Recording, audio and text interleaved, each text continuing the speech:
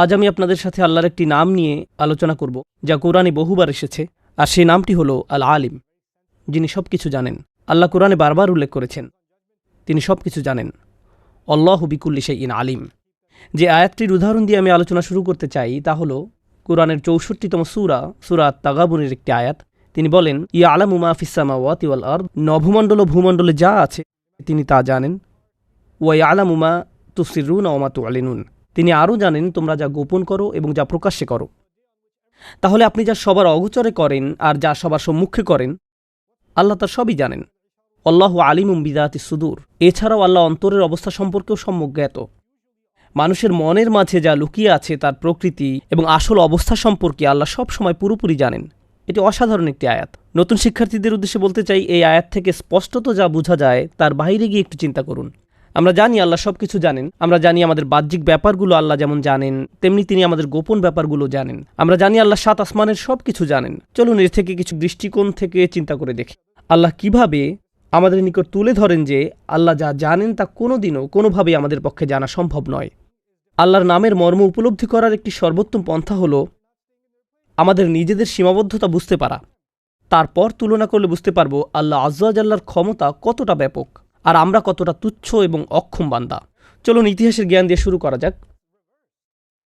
কখন কোন যুদ্ধ হয়েছে, কোন রাজা জয়লাভ করেছে, কোন জাতির উপর জয়লাভ করেছে, কোন জাতির উপর বিজয়ী হয়েছে, একটি রাজবংশ কত বছর শাসন করেছে, এই ধরনের তথ্য উপাত্ত ঐতিহাসিকরা লিপিবদ্ধ করে থাকেন। কিন্তু আল্লাহ যেভাবে কোরআনে বিভিন্ন ঘটনার তথ্য প্রদান করেছেন, একজন ঐতিহাসিকের পক্ষে কখনও সেভাবে কোনো ঘটনা লিপিবদ্ধ করা সম্ভব নয়। যেমন কথা বলার পূর্বে ফেরাউনের মনের অবস্থা কী ছিল, আল্লাহ শুধু আমাদেরকে ঘটনার বর্ণনাই দেন না, বরং তিনি আমাদেরকে তার অন্তরের অবস্থার কথাও জানিয়েছেন। ওয়ানুরিয়া ফিরআউনা ওয়া হামানা ওয়া জুনুদাহুমা মিনহুম মা কানু ইয়াহযারুন। আর ফেরাউন, হামান ও তাদের সৈন্যবাহিনীকে দেখিয়ে দিতে যা তারা তাদের থেকে ভয় করত। কে জানতো ফেরাউন ভীতু ছিল? কোনো ঐতিহাসিক জানতো তার অনুভূতির কথা? কিন্তু আল্লাহ আজ্জা ওয়া জাল্লা সেটাই কোরআনে বিবৃত করেছেন। একবার চিন্তা করে দেখুন কিভাবে আল্লাহ আজ্জা ওয়া জাল্লা ইব্রাহিম আলাইহিস সালামের দোয়ার বর্ণনা দিয়েছেন। আশেপাশে কেউ ছিল না। ইব্রাহিম আলাইহিস সালাম একাই মরুভূমিতে পথ চলছিলেন এবং আল্লাহর কাছে দোয়া করছিলেন। কোনো ঐতিহাসিক সেখানে ছিল না, অন্য কোনো মানুষ ছিল না যে এই ঘটনা লিপিবদ্ধ করবে। হাজার হাজার বছর পরে আমরা হুবহু জানি আল্লাহ এবং ইব্রাহিম আলাইহিস সালামের মাঝে কোন ধরনের কথোপকথন হয়েছিল। আল্লাহ ঠিক এমনভাবে ইতিহাস জানেন যেভাবে আমাদের পক্ষে কোনোদিন জানা সম্ভব হবে না। ইতিহাসের কোনো বইতে যার কোনো উল্লেখ পাবেন না। কোনো সময় মানুষ কোরআনের সমালোচনা করে বলে কোরআনে কোনো সন তারিখ নেই, ইতিহাস বলার ভৌগোলিক অঞ্চলের কোনো উল্লেখ নেই, শুধু কিছু ঘটনার বর্ণনা আছে। কিন্তু আল্লাহ এমন ধরনের ইতিহাস বর্ণনা করেন মানবজাতির পক্ষে যা কোনো দিন জানা সম্ভব নয়। আর মানুষেরা নিজেরা যা খুঁজে বের করতে পারবে আল্লাহ তার বর্ণনা প্রদান করেন না। ওয়া ইউআল্লিমুকুম মা লাম তাকুনু তা'লামুন, তোমাদের শিক্ষা দেবেন এমন বিষয় যা কখনো তোমরা জানতে না। এগুলো হলো ইতিহাসের কয়েকটি উদাহরণ মাত্র। এই ব্যাপারটা নিয়ে একবার চিন্তা করে দেখুন। আমাদের পক্ষে কোনোদিন জানা সম্ভব ছিল না যে 7টি আকাশ রয়েছে। আমরা এমনকি জানি না প্রথম আকাশ কোথায় গিয়ে শেষ হয়েছে। আল্লাহ বলেন, ওয়ালাকাদ যায়্যানাস সামা আদ-দুনিয়া বিমাসাবিহ, আমি সর্বনিম্ন আকাশকে নক্ষত্র দ্বারা সুসজ্জিত করেছি। সর্বনিম্ন আকাশকে তিনি তারকারাজি দ্বারা সুসজ্জিত করেছেন। বর্তমানে আমাদের কাছে যত ধরনের টেলিস্কোপ আছে, যত ধরনের টেকনোলজি আছে, যত কিছুর মাধ্যমে আমরা এখন বিলিয়ন বিলিয়ন আলোকবর্ষ দূরের জিনিস সম্পর্কে জানতে পারছি, আমরা তো সর্বত্র তারকারাজি দেখতে পাচ্ছি। তাহলে এই সংজ্ঞা অনুযায়ী আমরা আসলে যা দেখছি, ইউনিভার্সের যত গহীনেই তাকাই না কেন, এই সব কিছু আসলে প্রথম আকাশের অংশ। আর আল্লাহ আমাদের বলছেন 7টি আকাশ রয়েছে। আল্লাহ কোরআনে আমাদের যে তথ্য জানিয়েছেন, মানুষের পক্ষে এটা কোনোদিনও জানা সম্ভব হতো না। কোনো মানুষ জানে না যে আমাদের মৃত্যুর পর কি হবে।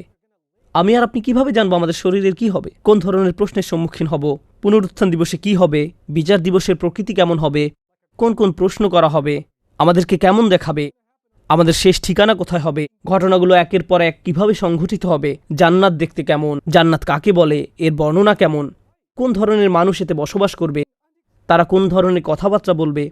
আবারও বলছি, ঐতিহাসিকদের এবং মানবজাতির অতীত কোনো ঘটনার জ্ঞান থাকতে পারে এবং বর্তমানের জ্ঞান থাকতে পারে, কিন্তু আল্লাহর এমনকি ভবিষ্যতেরও জ্ঞান রয়েছে। সুদূর ভবিষ্যতে জান্নাতের মানুষদের মাঝে কোন ধরনের কথোপকথন হবে সেটাও আল্লাহ ইতিমধ্যে জানেন। আর আল্লাহ আমাদেরকে তা এমনভাবে বলেছেন যেন ইতিমধ্যে সেটা ঘটে গিয়েছে। বুঝতে পেরেছেন? ওয়া কানা ওয়া'দাম মাফউলা, এ ওয়াদা তো পূর্ণ হওয়ারই কথা ছিল। আল্লাহ যে কত বেশি জানেন এটি শুধু তার একটা ইঙ্গিত মাত্র। আমরা কেমন করে ফেরেশতাদের কথা জানতাম? আমি আপনি কিভাবে জানতাম? ওয়ায়ুরসিলু আলাইকুম হাফাজা, তিনি প্রেরণ করেন তোমাদের কাছে রক্ষণাবেক্ষণকারী। কিভাবে আমরা জানতাম যে 2 কাঁধের ফেরেশতারা আমাদের সকল কর্ম লিপিবদ্ধ করেছেন? কিরামান কাতিবিন, সম্মানিত লেখকবৃন্দ। আমরা কিভাবে জানতাম যে আল্লাহর কাছে ক্ষমা চাওয়ার মাধ্যমে আমার আপনার রিজিকের দরজা খুলে যায়? ইস্তাগফিরু রাব্বাকুম ইন্নাহু কানা গফফারা ইউরসিলিস সামাআ আলাইকুম মিদরারা। আমরা কোনোদিনও জানতাম না শুধু আল্লাহর দিকে ফিরলে, তার নিকট ক্ষমা চাইলে আপনি নতুন চাকরি পাবেন। এর ফলে আপনার বাচ্চার স্বাস্থ্য ভালো হয়ে যাবে। এটা আপনার জীবনের এমন সব সমস্যার সমাধান করে দিবে আগে যার কোনো সমাধান খুঁজে পাওয়া যাচ্ছিল না।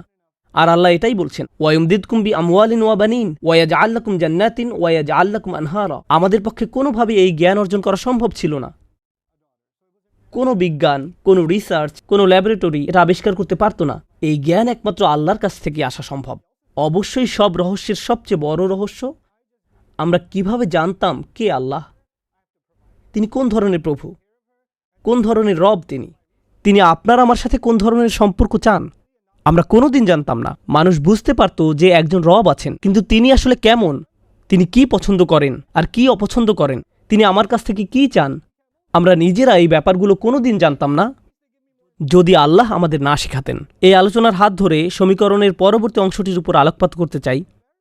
আশা করছি কয়েকটি উপমার মাধ্যমে আমি বিষয়টি আমার এবং আপনাদের সবার নিকট পরিষ্কার করে তুলে ধরতে পারব। আপনার যদি কখনো শারীরিক অসুস্থতা দেখা দেয়, যেমন সর্দি কাশি বা জ্বর হয়, তখন ডাক্তারের কাছে যান। আর ডাক্তার অবশ্যই মানুষের শরীর সম্পর্কে জানেন, চিকিৎসা জানেন। তিনি আপনার শরীর পরীক্ষা নিরীক্ষা করে বলেন আপনি অমুক রোগে আক্রান্ত। তিনি শরীর চেক করে বলেন আমার মনে হয় আপনার ব্যাকটেরিয়াল ইনফেকশন হয়েছে, বা আপনার শরীরে অমুক ভাইরাস আছে বা অ্যালার্জি আছে, যাই বলুক না কেন। এমনকি হতে পারে ডাক্তার যে চিকিৎসা আপনাকে দিয়েছে তা ভুল। আমরা সবাই জানি এমনটা ঘটে অহরহ। তিনি হয়তো আপনার অন্য সমস্যাগুলো চেক করেননি, লিভার পরীক্ষা করে দেখেননি, তিনি শুধু আপনার হার্ট রেট বা অন্য কিছু পরীক্ষা করে দেখেছেন। তাই তিনি ধরতে পারেননি যে সমস্যাটা আসলে অন্য জায়গায় ছিল। তাহলে আমরা অনেক সময় কোনো বিষয়ের একটি দিকের প্রতি মনোযোগ দেই, কিন্তু জানি না যে একই সময়ে অন্য আরও অনেক কিছু ঘটছে যা এর সাথে সম্পর্কযুক্ত। মেডিকেলের জগৎ থেকে আরেকটি উদাহরণ দিচ্ছি, যদিও আমি দূরতমভাবেও চিকিৎসা পেশার সাথে জড়িত নই, শুধু একটি উদাহরণ দিচ্ছি মাত্র। কারো হয়তো হার্টের সমস্যা বা ব্লাড প্রেশারের সমস্যা দেখা দিতে পারে, কিন্তু তাদের উপদেশ দেওয়া হয় খাদ্যাভ্যাস পরিবর্তন করার জন্য, বা কোনো প্রসিডিউর সম্পর্কে উপদেশ দেওয়া হয়। হতে পারে এই সমস্যার অন্যতম মূল কারণ বাসায় প্রচুর প্রেশারে থাকতে হয় বা অনেক ঝগড়াঝাটি হয়, এজন্য প্রচুর চাপের কারণে, উদ্বেগ উৎকণ্ঠার কারণে ব্লাড প্রেশার এবং হার্ট রেটের স্বাভাবিকতা ক্ষুণ্ণ হচ্ছে। সুতরাং মনস্তাত্ত্বিক কিছু হয়তো ঘটছে যা শারীরিক সমস্যা তৈরি করছে। তাহলে দেখা যাচ্ছে রোগ নির্ণয়ের জন্য মাঝে মাঝে আমরা শুধু একটি দিকের প্রতি নজর দিয়ে থাকি, আমরা সকল দিকে দৃষ্টি প্রদান করি না। চলুন মেডিকেলের জগৎ থেকে বাইরে চিন্তা করি।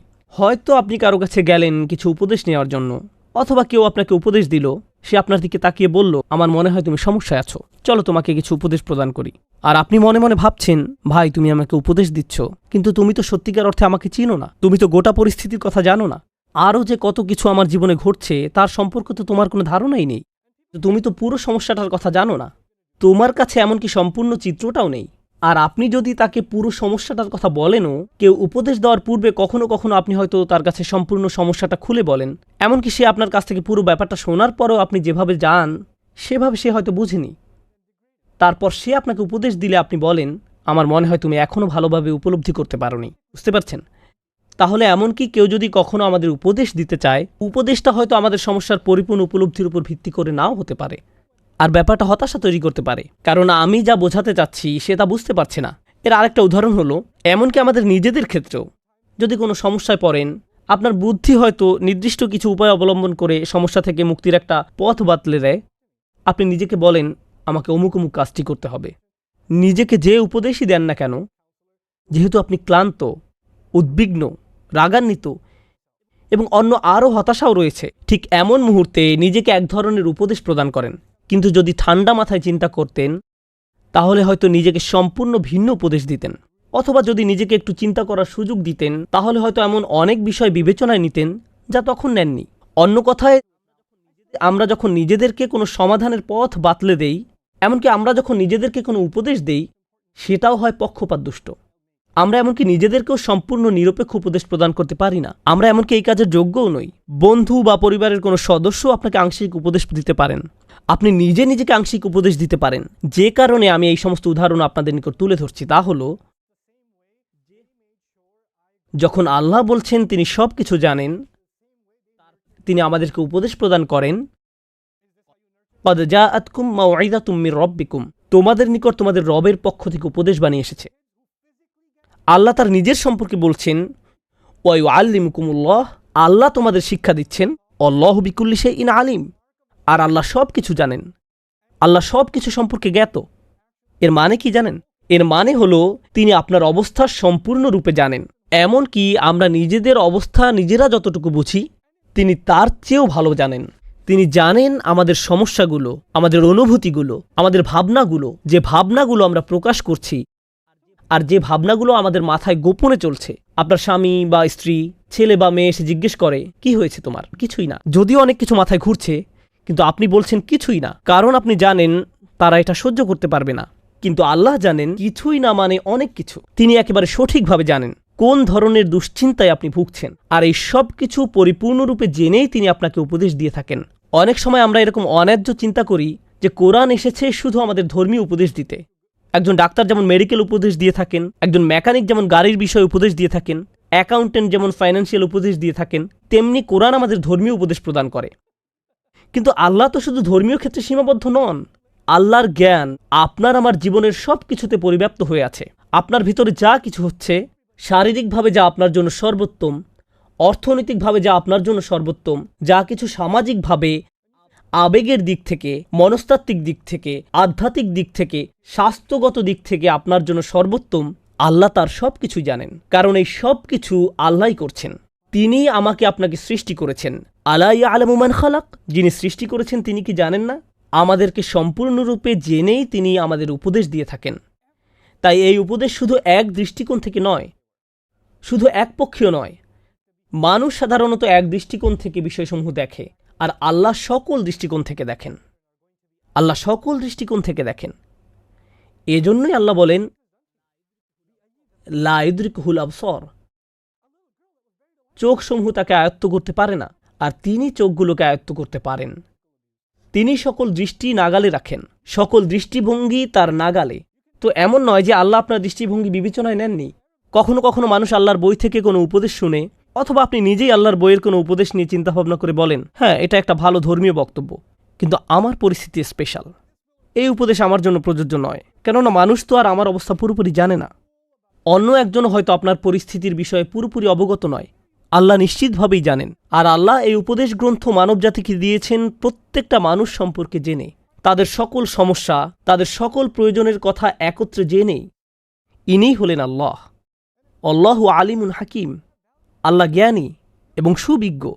এই বইটি প্রজ্ঞাময়। আল আলিম নামের সাথে যুক্ত হয়ে আল্লাহর যে নামটি অনেকবার কোরআনে এসেছে তা হল আস-সামি'। তিনি শুনে থাকেন, তিনি শুনেন। আল্লাহু সামিউন আলিম, ইন্নাল্লাহা হুয়াস সামিউল আলিম। তিনি শুনেন এবং জানেন। মানবজাতি আল্লাহর কাছে কাঁদছে, নিজেরা একে অন্যের কাছে কাঁদছে, অন্যের কাছে নিজেদের সমস্যাগুলো বলছে, অথবা নিজেই নিজের সাথে কথা বলছে, আর আল্লাহ এর সব কিছুই শুনছেন, সব কিছু। আর এই সব কিছু বিবেচনায় নিয়েই তিনি আমাদেরকে কোরআন দিয়েছেন।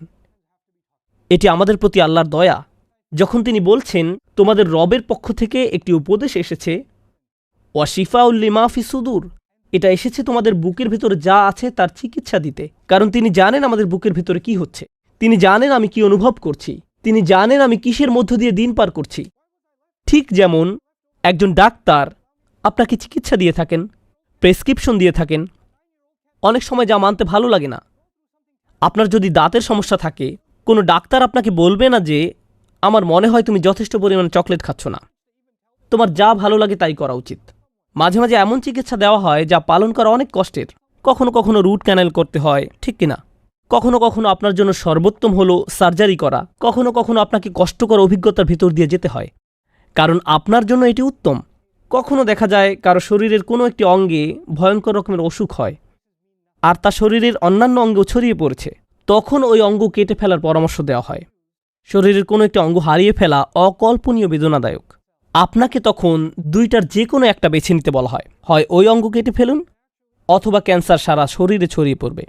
তাহলে কখনো কখনো খুবই কষ্টদায়ক পরামর্শ দেওয়া হয়, আপনাকে কষ্ট দেওয়ার উদ্দেশ্যে নয়, বরং ধ্বংস থেকে বাঁচানোর জন্য, মহা ক্ষতি থেকে রক্ষা করার জন্য। আসা আন তুহিব্বু শাইআন ওয়া হুয়া শাররুল লাকুম, কোনো জিনিস আপনার দারুণ পছন্দ কিন্তু এটা আসলে আপনার জন্য ভালো নয়। আন তাকরাহু শাইআন ওয়া হুয়া খায়রুল লাকুম, এমনও হতে পারে কোনো জিনিস আপনি অপছন্দ করেন কিন্তু এটা আসলে আপনার জন্য উত্তম। কোনটা আমাদের জন্য ভালো আর কোনটা ভালো নয় আমরা তা দেখি বা না দেখি, আল্লাহ তার জ্ঞান থেকে আমাদেরকে উপদেশ দান করেন, তিনি আমাদের সাথে কথা বলেন, আমাদেরকে শিক্ষা দান করেন। আল্লাহ বলেন ওয়াত্তাকুল্লাহ ওয়া ইউআল্লিমুকুমুল্লাহ, আল্লাহ সম্পর্কে সচেতন থাকো এবং আল্লাহ তোমাদেরকে শিক্ষা দান করেন। এই বিষয়ে সর্বশেষ যে কথাটি বলতে চাই তা হলো ভালো এবং মন্দের তফাত।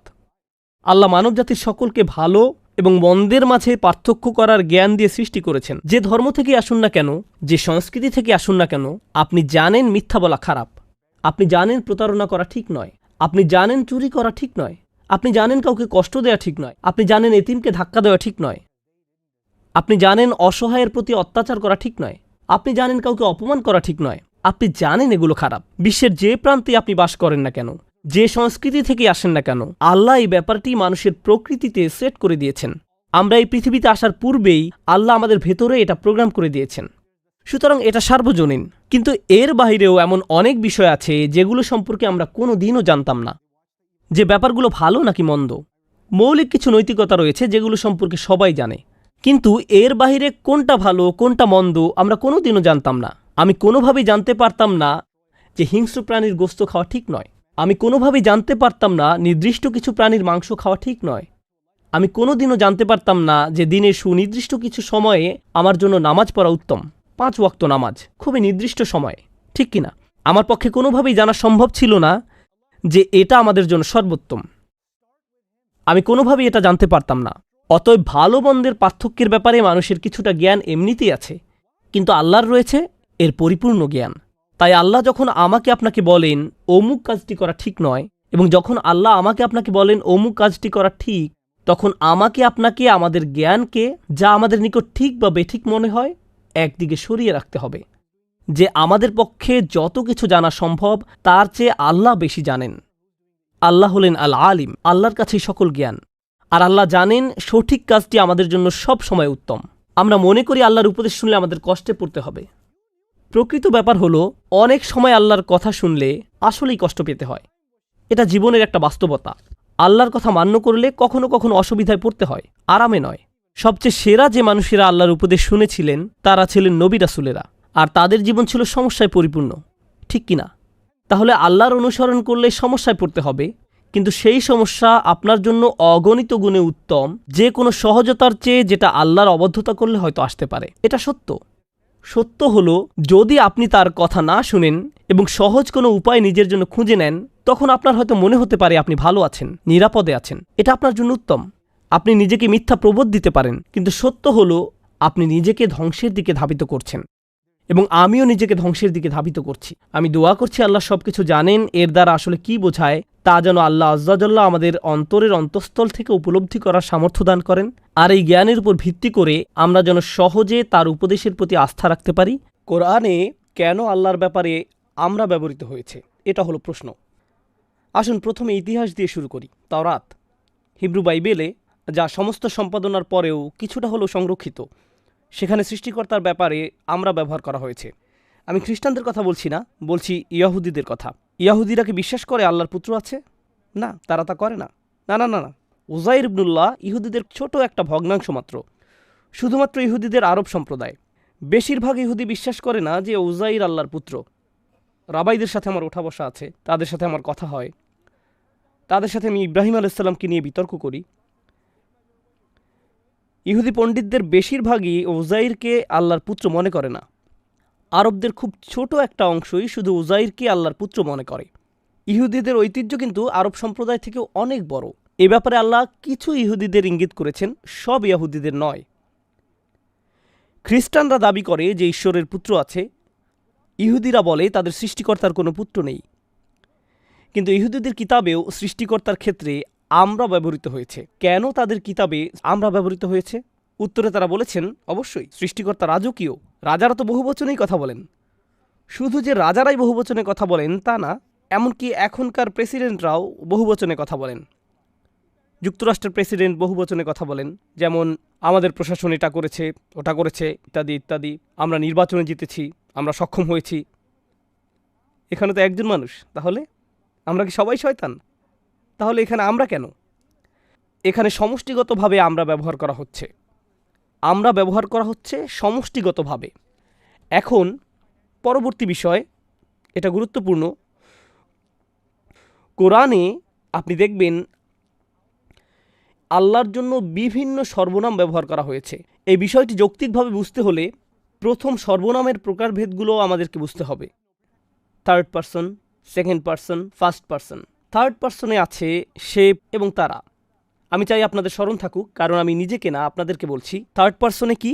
সে, পুরুষ, স্ত্রী এবং তারা। সেকেন্ড পারসনে তুমি, সেকেন্ড পারসনে তুমি। এবং ফার্স্ট পারসনে কি? আমি এবং আমরা।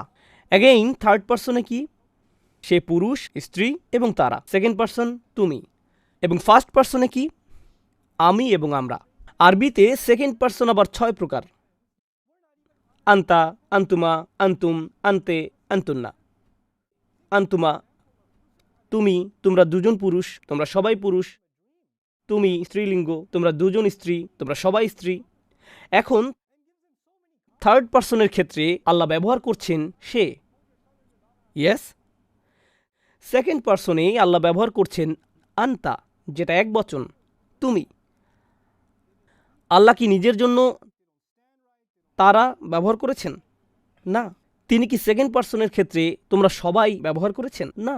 থার্ড পারসন আর সেকেন্ড পারসনের ক্ষেত্রে তিনি এক বচন ব্যবহার করেছেন। শুধুমাত্র কোন ক্ষেত্রে তিনি বহুবচন ব্যবহার করেছেন? ফার্স্ট পারসনের ক্ষেত্রে। এখানেই কেবল তিনি আনা এবং নাহনু ব্যবহার করেছেন।